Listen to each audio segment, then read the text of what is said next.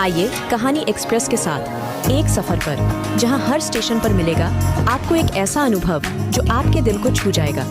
आपके लिए है यह सफर, आप तैयार हैं? तो चलिए, यह सफर शुरू होती है।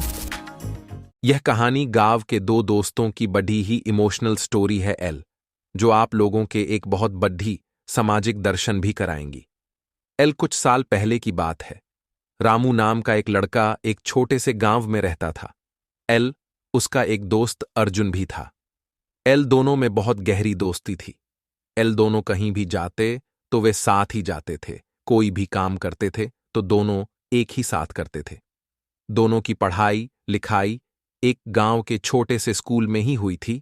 फिर भी कॉलेज के लिए शहर से कुछ दूर कॉलेज जाना पड़ता था। एल हालांकि दोनों का एडमिशन एक ही कॉलेज में नहीं हो पाया, क्योंकि रामू सरकारी कॉलेज का प्रवेश परीक्षा पास नहीं कर पाया था और उसका दोस्त अर्जुन सरकारी स्कूल का प्रवेश परीक्षा पास कर लिया।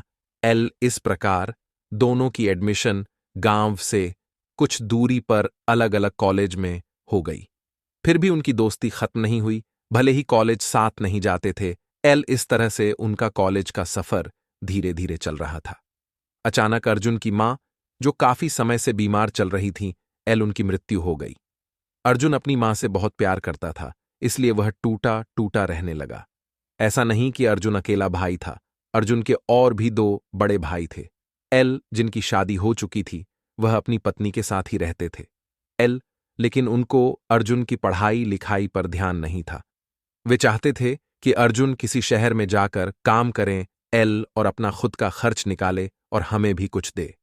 अर्जुन यह पूरी बात अपने दोस्त रामू को बताया करता था और रामू अर्जुन को समझाया करता था कि तू अभी शहर मत जा, कम से कम अपना कॉलेज खत्म कर ले ताकि शहर में जाकर एक अच्छी सी नौकरी कर ले। फिर भी अर्जुन अपने घर वालों के ताने सुन सुन के पक चुका था। एल, उसके पिता भी वृद्धावस्था में थे, जो कि कोई काम नहीं कर सकते थे, इसलिए उसके भाई ही उसके पिता की देख रेख में रहते थे। इसलिए उसके पिता भी चाहते थे कि अर्जुन जाए और अपने भाइयों के साथ शहर में कोई काम करे। अर्जुन, जो कभी पहले शहर में नहीं गया था, पहली बार ट्रेन यात्रा करके दिल्ली आया। एल अर्जुन रामू से फोन पर घंटों घंटों बातें करता रहता था। इस प्रकार से अर्जुन के भाइयों ने अर्जुन को एक गैराज में काम करने के लिए बात कर लिए। एल, अर्जुन सुबह में जाता, शाम को लौटते वक्त गांव में अपने दोस्त रामू से पूरी बातें बताता। एल, मैं आज ये काम किया, वह काम किया। सही, एल मन लग रहा है। एल, ऐसे अर्जुन का मन धीरे धीरे दिल्ली में लग गया। रामू अपने गांव में ग्रेजुएशन की डिग्री कंप्लीट कर रहा था। फर्स्ट ईयर का एग्जाम तो दे दिया, लेकिन सेकंड ईयर में उसकी पिता की तबीयत बहुत खराब हो गई। एल और रामू गरीब होने के साथ अपने माँ बाप का एकलौता लड़का था, इसलिए अपने पापा को बचा नहीं पाया। रामू अपने पिता के मृत्यु के बाद बिल्कुल बिखर चुका था। अब रामू की बात अर्जुन से कभी कभी होती थी। एल, अक्सर अर्जुन कहा करता था, तू भी दिल्ली आ जा, हम दोनों साथ में रहकर काम करेंगे। लेकिन रामू अपनी ग्रेजुएशन कंप्लीट किए बिना नहीं जाना चाहता था। किसी तरह से रामू ने अपने आप को संभाला और अपनी पढ़ाई चालू रखा। किसी तरह से कठिन परिस्थितियों में अपना हिम्मत नहीं छोड़ा और ग्रेजुएशन कंप्लीट कर लिया। रामू आगे भी पढ़ाई करना चाहता था, लेकिन परिस्थिति खराब होने की वजह से वह भी दिल्ली आ गया और एक छोटी सी कंपनी में जॉब शुरू कर दी। रामू की दिल्ली में मन नहीं लग रहा था। दोनों अलग अलग जगहों पर रहते थे। बीच बीच में छुट्टी के टाइम अक्सर कहीं ना कहीं घूमने जाया करते थे। रामू अपने दोस्त अर्जुन को भी आगे पढ़ाई करने के लिए बार बार कहता रहा, लेकिन अर्जुन का मन बिल्कुल पढ़ाई की ओर नहीं लग रहा था। इस प्रकार से रामू का भी मन धीरे धीरे दिल्ली में लग गया।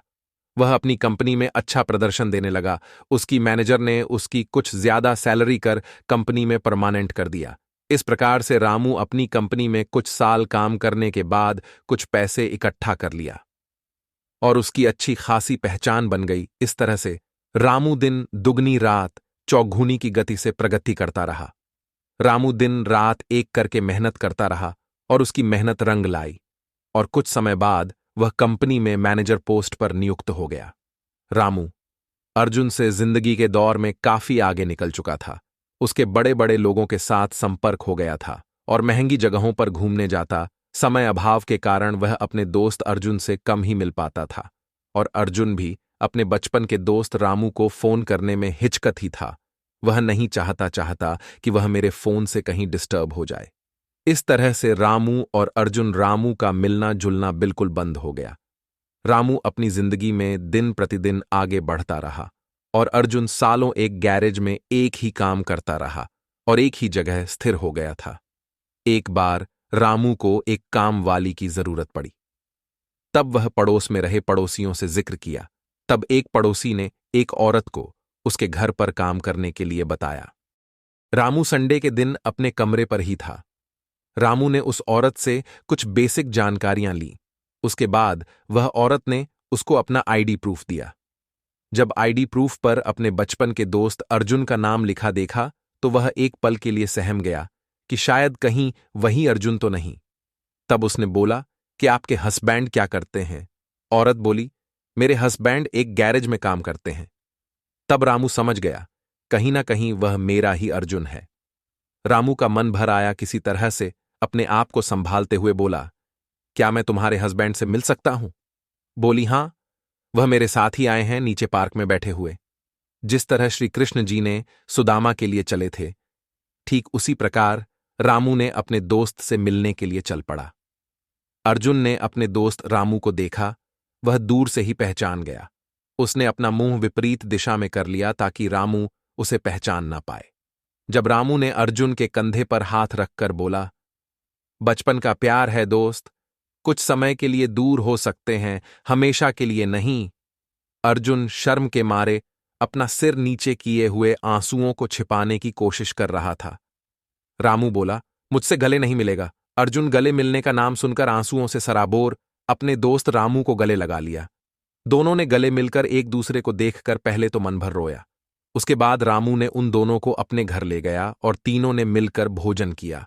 तब अर्जुन की पत्नी ने बोला, आप दोनों एक दूसरे को जानते हो? तब अर्जुन ने बताया, हां, ये वही दोस्त है जिसके बारे में मैं तुमको अक्सर बताया करता था। ये ईश्वरीय कृपा है कि हम आज मिल पाए। तो रामू ने उनको कुछ पैसे दिए और उसकी पत्नी के लिए भी एक ब्यूटी पार्लर का काम सीखने के लिए एक इंस्टीट्यूट में एडमिशन करवा दिया। कुछ महीनों बाद अर्जुन की पत्नी के लिए एक ब्यूटी पार्लर का काम दिल दिया। इस प्रकार से समय बीतता गया और एक दिन ऐसा भी आया जब अर्जुन की पत्नी ने अपने पति के दोस्त की होने वाली पत्नी को उसके शादी के दिन सजाया और दोनों दोस्तों की जिंदगी सही तरीके से गुजरने लगी। लेकिन अर्जुन के अंदर कहीं ना कहीं एक जिंदगी भर के लिए कसक रह गया कि शायद मैं भी पढ़ लिया होता तो रामू की तरह एक कोई अच्छी कंपनी में नौकरी कर रहा होता। दोस्तों, हम कभी कभार अपनी जिंदगी में तुरंत हार मान लेते हैं और बस उसी को अपनी जिंदगी मान लेते हैं। जैसे अर्जुन चाहा होता तो गैरेज में काम करते हुए कुछ पढ़ाई कर सकता था लेकिन उसने इस बात का ध्यान नहीं दिया और अपने को एक जगह सिमट के रख दिया। यदि उसका दोस्त भी सफल ना होता तो उसकी जिंदगी कहीं और उससे भी बदतर बीतने को मजबूर हो रही होती। बीता हुआ कल वापस नहीं आता। जीवन में हमें अक्सर अपनी गलतियों और बीते हुए कार्यों का पछतावा होता है। हम खुद को सोचते हैं कि क्या होता अगर हमने वह कार्य नहीं किया होता या उस गलती को सुधार दिया होता।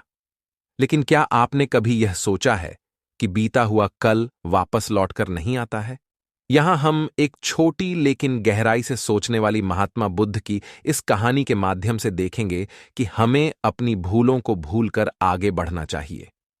कहानी, बीता हुआ कल लौटकर नहीं आता। महात्मा बुद्ध एक गांव में प्रवचन सुना रहे थे। उन्होंने पास हुए लोगों के समीप अपनी मधुर वाणी से सभी को संबोधित करते हुए बताया कि हर किसी मनुष्य को धरती मां की तरह सहनशील तथा क्षमाशील होना चाहिए। क्रोध मानव का ऐसा शत्रु है जो दूसरों को तो हानि पहुंचाएगा, साथ में खुद भी उससे नहीं बच पाएगा। इसलिए क्रोध, ईर्ष्या मानव की सबसे बद्ध शत्रु है। सभा में सभी लोग शांति से उनकी बात को ध्यानपूर्वक सुन रहे थे। तभी वहां उस सभा में एक अति क्रोधी व्यक्ति भी उपस्थित था। वह पहले तो उनकी बात सुनता रहा, फिर वह अचानक महात्मा जी से क्रोधित होकर बोला। बोलते समय उसका आंखें खून के सामान लाल हो रही थीं। उसने बोला कि तुम ढोंगी हो, यहां बैठकर लोगों को बेवकूफ बना रहे हो। ये जो भी तुम कुछ कह रहे हो ना, इसको सचमुच करना बहुत मुश्किल है, समझे? तुम्हारी इन बातों का कोई मतलब नहीं है। यह सब बातें कोई मायने नहीं रखती। असल जिंदगी में कहानी सुनाना बंद करो, धूर्त महात्मा, और जहां से आए हो वहीं चले जाओ। ऐसे कठोर वचन सुनकर भी महात्मा जी ने उस क्रोधी पुरुष का कोई विरोध नहीं किया और न ही उसकी बातों पर कोई भी प्रतिक्रिया दी। वह शांत रहे और अपना काम करते रहे।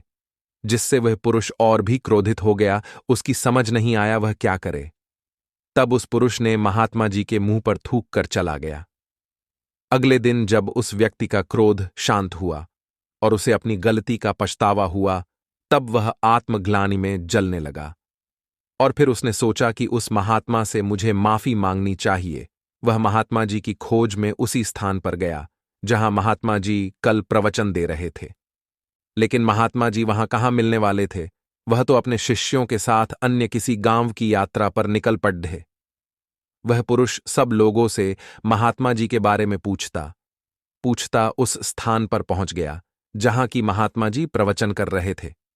तब उस पुरुष को महात्मा जी के शिष्यों ने उसे उनके पास जाने से रोका, लेकिन महात्मा जी ने अपने शिष्यों को आदेश दिया कि आने दे उस पुरुष को।